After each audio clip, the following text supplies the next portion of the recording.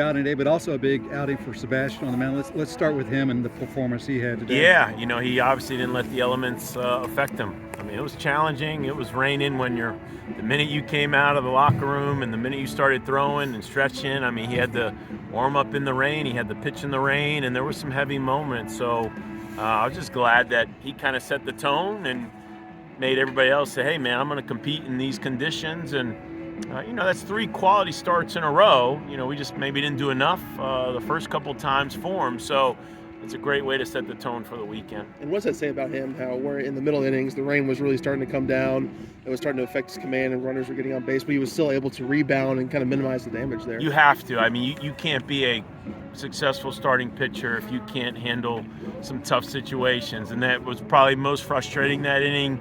I forget how the guy got on. Maybe he walked the guy.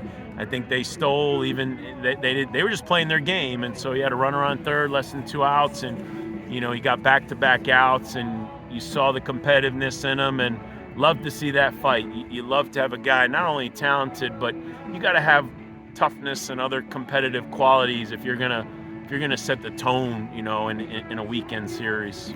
It's got to feel really good to have, kind of a more of a dominant ace this year, something that you maybe didn't quite have last year, but somebody that can come out, a power pitcher that you can throw out on a Friday night and go toe-to-toe with really anybody. Yeah, it's hard to be really special in college baseball, or probably special in the big leagues, right? If you don't have special arms, and it's exciting because we feel like we got a special group. He's obviously getting the pitch, to start the weekend off, but you saw Liggett on Tuesday, and obviously Forbes and Webster and those young guys, and I mean just a nice mix of young and old, talented arms, and we're only going to be as good as the pitching staff. So it's nice that, Seabass is kind of setting the tone. Cade came in behind him, got 5 strikeouts of his own.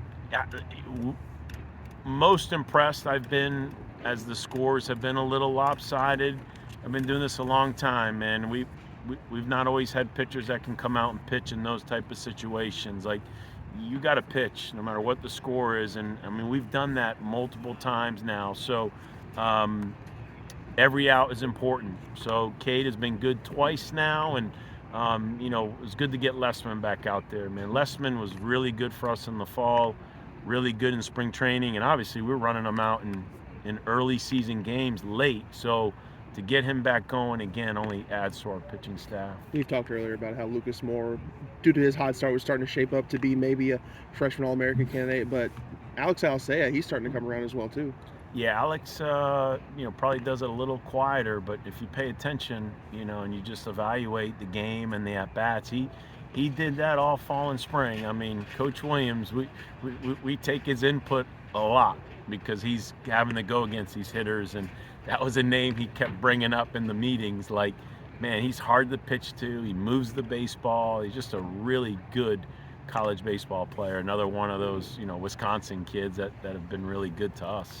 Brandon Anderson just seems to be an RBI machine so far this year. I mean, he's swinging the ball quite well, and obviously that bigger size is benefiting him. Yeah, just he's stronger, and that's why Humphrey and Beard and Benson, all those guys should be better. Just the confidence they should have, the experience they have, they work extremely hard. So, yeah, just some of the young guys at the top and Brandon in the middle has really stretched our lineup out, and as I've said, we got guys hitting 6, 7, 8 that have hit 3, 4, 5, and you make a lineup out, that's when you're really good.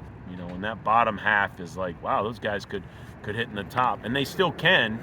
We've addressed that. The only time you're in that spot is for the first inning. Once the game gets in a flow, then you're the leadoff, then you're the 2-hitter, then you're the 3 or 4, and you're seeing that in the last week. We stretched our lineup out by putting some of those young guys up top, and it's nice if you can bump Benson back to 2 or 3. It allows us to stretch the lineup out. Logan Beard's kind of had some rough stretches to start the season, but how big do you think it is for him to maybe get that home run late and then have that serve as maybe a catalyst for him to get things going? Logan's one of those, Logan and Eddie King and some of the guys that, they might not be right in the starting lineup every day. I don't know if we're special without those guys. I mean, we have to have 12, 13 deep. Logan is the ultimate professional. he gets after it. He works hard. There's a reason he's a 2-time team captain.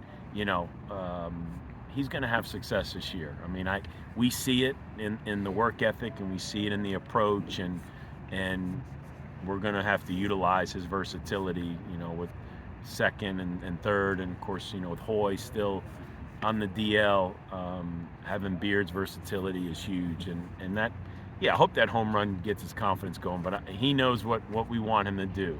And he's not supposed to do that in BP, man.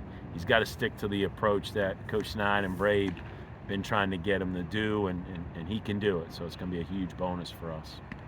As you've been able to, add a little more of the power bats today, a little more home runs, is that something you guys talk about at all, about trying to, add a little more of that and something where you need to drive the ball out of the ballpark, or that's not necessarily the approach you're looking for? No, we talk about doubles. You really want to lead the country in doubles. We have a true park. It plays big some days, it plays small some days, but it's not a one-dimensional park like you might see maybe around the country. So to be good or great, you got to stay on the ball, use gap to gap. You got to be a high double team, and maybe triples, because we seem to have hit a high number of triples. Those are just doubles that turn into an extra base. So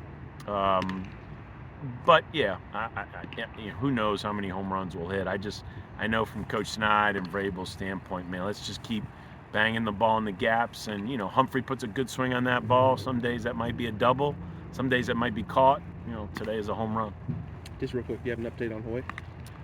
He's moving in the right direction. We just, because he's had this is a recurring injury he had last year, and I think you were better prepared to strengthen both legs, and again, it's allowed us to play a young guy like Alex. So I always feel like in these young curveballs and setbacks that you deal with, it could help your overall strength and depth of the team.